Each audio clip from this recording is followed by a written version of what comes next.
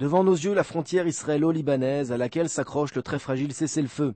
Il y a à peine quelques semaines, les combats faisaient rage de part et d'autre de la ligne. Et alors qu'une sorte de guerre froide semble se mettre en place entre Israël et le Hezbollah, une délégation de parlementaires français, conduite par le vice-président de l'Assemblée nationale Éric Raoult, s'est mise en tête de sillonner la frontière du côté israélien dans le but de construire, une fois n'est pas coutume, un nouvel argumentaire et porter la bonne parole en métropole. Parmi les élus français se trouvait le président de la commission parlementaire de la défense nationale, le député Guy Tessier, qui s'est livré longuement au micro d'InfoLive TV. Entretien exclusif. Guy Tessier, bonjour. Bonjour. Vous êtes le président de la commission de défense nationale en France. Vous êtes ici également en visite officielle et privée aussi, en tout cas de soutien à ce qui touche l'intérêt français au Moyen-Orient et donc aussi Israël. Quel est d'abord le but de ce voyage ?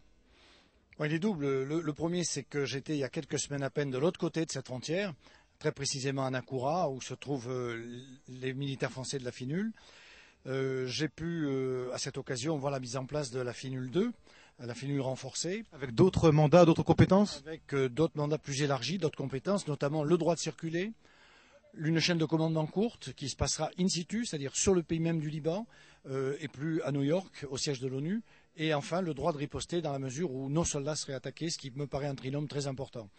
Pour ne pas connaître ce que nous avons connu en Bosnie, les humiliations que l'armée française a pu connaître dans ce pays-là. Du côté israélien, il y avait eu depuis pas mal d'années une demande, une requête que la FINUL soit également capable de désarmer enfin le Hezbollah. Qu'en est-il ? Il n'en est rien, puisque vous le savez comme moi, la résolution 1701 des Nations Unies n'attribue pas comme compétence le désarmement du Hezbollah à la FINUL, mais c'est l'armée libanaise reconstituée, rééquilibrée, qui doit aujourd'hui prendre cette affaire en compte. Ceci étant dit, des conversations que j'ai eues avec le ministre libanais de la Défense, pour eux, l'idéal serait que cette nouvelle armée libanaise réconfortée... Est-elle nouvelle réellement ? Oui, elle est nouvelle en ce sens qu'elle a été rééquilibrée. Vous savez que cette armée est multiconfessionnelle, que la quasi-majorité de la troupe est chiite et que l'encadrement est chrétien. Et donc aujourd'hui, avec adresse, le ministre de la Défense a fait rentrer des sunnites et des chrétiens, de telle manière à la rééquilibrer sur le plan confessionnel. Mais c'est très important dans ce pays. Et donc la résolution qui est acceptée, car il faut savoir que le gouvernement libanais a voulu et accepté la présence de la FINUL, que ce soit les Italiens, les Espagnols et nous-mêmes, bien entendu, c'est que les opérations de ratissage, de maintien de la paix et de désarmement se fassent d'une manière concomitante entre l'armée libanaise et la FINUL renforcée. Le député des Bouches-du-Rhône, qui a travaillé des années aux côtés d'Alain Madelin avant de rejoindre le bureau politique de l'UMP, a évoqué de manière tout à fait surprenante la dernière controverse qui a opposé le chef français de la FINUL, Pellegrini, à Tsahal. Ce qui est important, c'est d'abord que le général Pellegrini est un général français, certes, mais qu'il est aux ordres de l'ONU et pas aux ordres de la France, qui fait une défense fondamentale. Et d'ailleurs, le général Pellegrini sera relevé au mois de février par un général italien. Ce qui prouve que ça tourne et que c'est quelque chose qui dépend des Nations Unies et pas d'une nation, même si elle est cadre.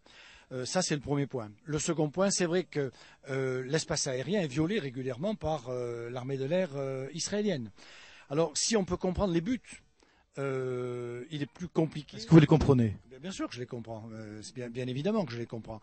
Et de toute façon, l'armée israélienne joue sur un vide juridique puisque la 1701 ne prévoit pas qu'il y ait une couverture aérienne, une défense aérienne de la part de la FINUL. Donc je dirais que c'est de bon augure. L'armée israélienne en profite.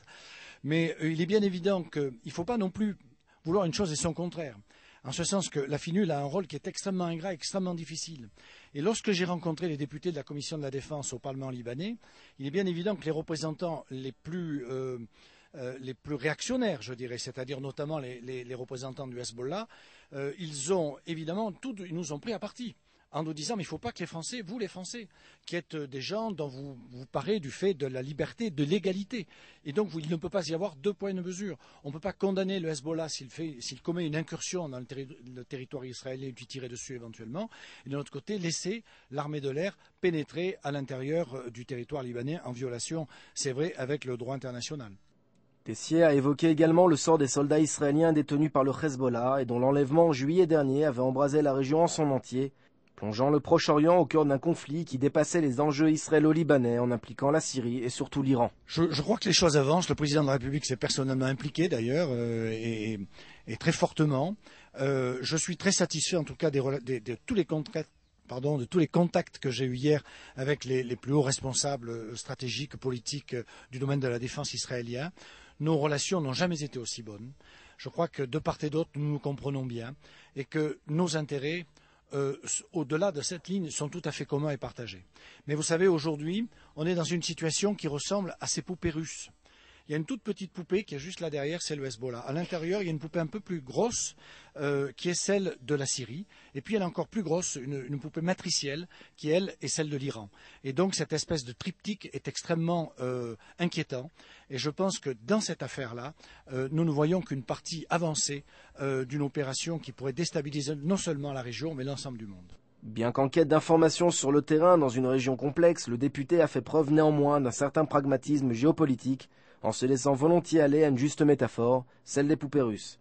Car derrière le Hezbollah de Nasrallah se cachent des marionnettistes bien plus inquiétants aux ambitions apocalyptiques.